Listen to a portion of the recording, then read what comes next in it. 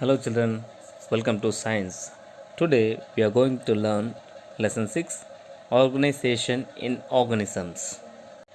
In this lesson we will learn different system of human body and their functions. The integumentary system, the skeletal system, the muscular system, the circulatory system, the respiratory system, the digestive system, the nerve system and the excretory system. In unicellular organisms like bacteria, amoeba, etc., a single cell is able to perform all the life functions of the organism. That is, in bacteria and amoeba, all the life activities like digestion, respiration, reproduction, everything, the living activities, everything takes place in single cell since they are single cell animals. But in multicellular organisms, it is not possible. A large number of cells work as a team to carry out different functions. That is, life activities like digestion, respiration, excretion, and reproduction, they are carried out by different organs made up of different tissues. For example, in human being, we have integumentary system, digestive system, excretory system, and the nerve system, etc. Cell is the structural and functional unit of all living beings. That is, it is the basic unit of animal and plant. Next, tissue. A group of cells similar in structure and perform a particular function are called tissue. Next, organs. Organs usually composed of several type of tissues. Organ system. Two or more organs working together in the body execute a specific body function. Organism, an individual living thing. Children, you can understand this simply. Cells are structural and functional unit of living things. Many cells are called tissues. Many tissues are called organs, or many tissues they work together called organ. Many organs are called organ systems. Many organ systems work together is called organism. Integumentary system. This system includes the skin, nails, hair, sweat glands and oil glands. And their functions are protects all the inner parts of the body from injury and invasion of microbes. It acts as a sense organ for touch, pain, heat, pressure, etc. It also acts as an excretory organ. It separates waste products from the blood and removes them from the body through sweat. It acts as a temperature regulator and also maintains the water balance of the body.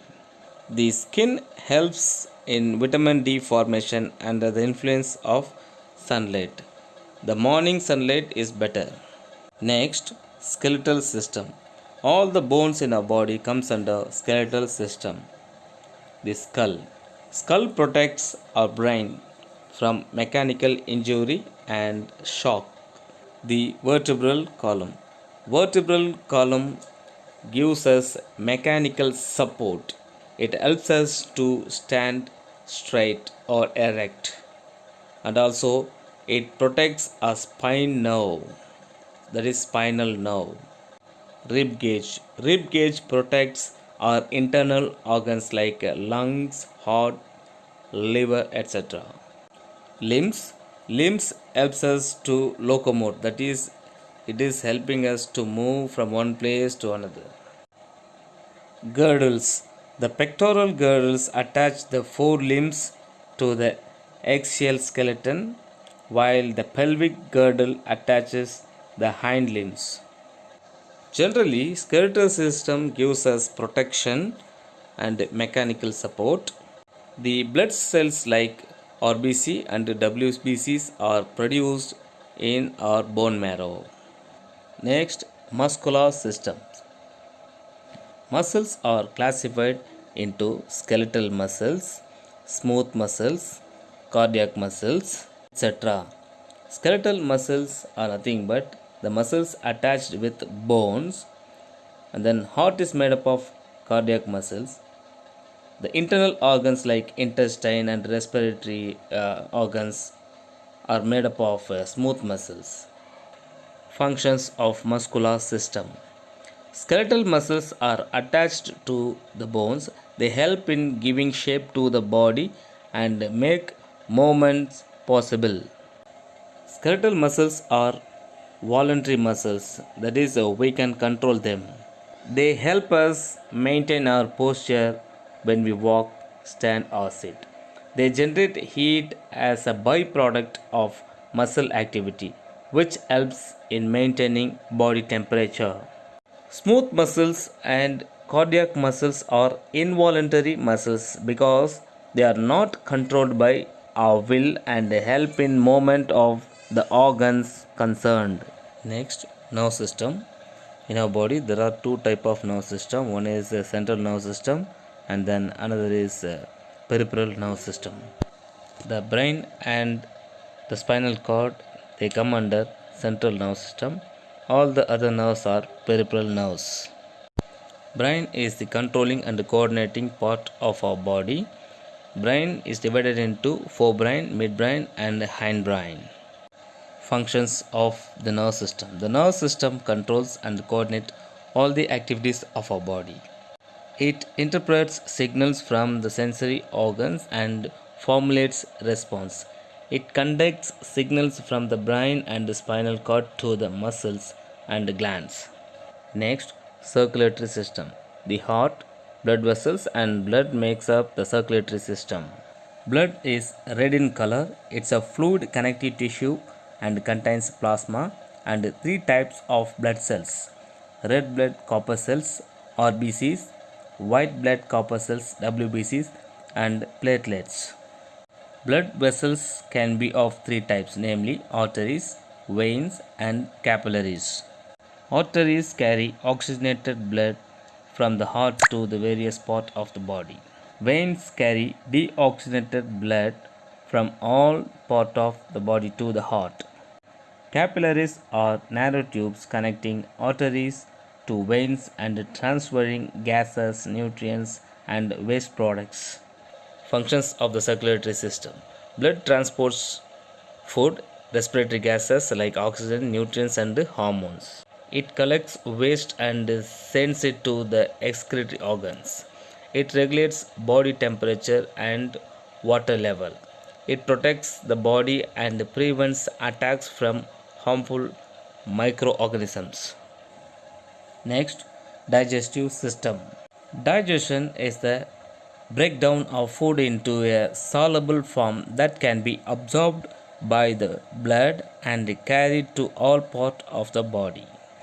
Digestion takes place in the alimentary canal. The main parts of alimentary canal are the mouth, buccal cavity, esophagus, stomach, small intestine, large intestine, rectum, and anus. The journey of food in alimentary canal. After the mastication, the food goes into stomach through esophagus. It is called a food pipe. And then in stomach, this portion is called the stomach.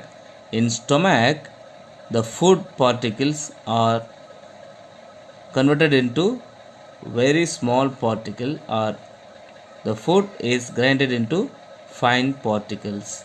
Then the food goes through small intestine. In small intestine, the nutrients will be absorbed, and then the waste materials or the food further goes into large intestine and then rectum. The undigested food will be stored in rectum, then it will be eliminated. Functions of the digestive system. It ingests and digests food. It helps in absorption and assimilation of the digested food. It throw out it throws out undigested food by digestion. Next, respiratory system. Lungs located in the chest cavity are the major organs of the respiratory system that helps in the movement of air in and out of the body. We breathe in oxygen. The oxygen goes into lungs through a windpipe called trachea. Inside the lung, the gas exchange will take place. That is, the lung will exchange oxygen to carbon dioxide. Next, excretory system.